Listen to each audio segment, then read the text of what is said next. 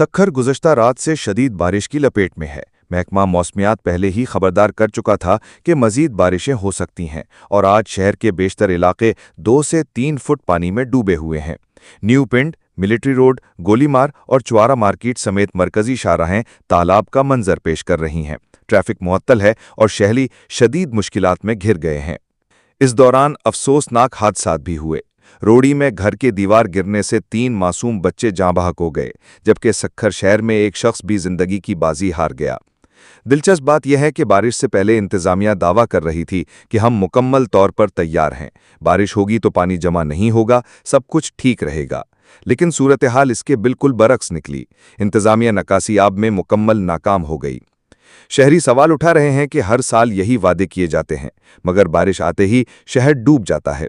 सखर इस वक्त डूबा हुआ शहर दिखाई देता है और अगर बारिश का सिलसिला जारी रहा तो नुकसान मजीद बढ़ने का खदशा है। मजीद खबरों के लिए विजिट करें हमारी वेबसाइट www.adnnews.tv। सब्सक्राइब करें हमारा यूट्यूब चैनल और फॉलो करें हमारा फेसबुक पेज।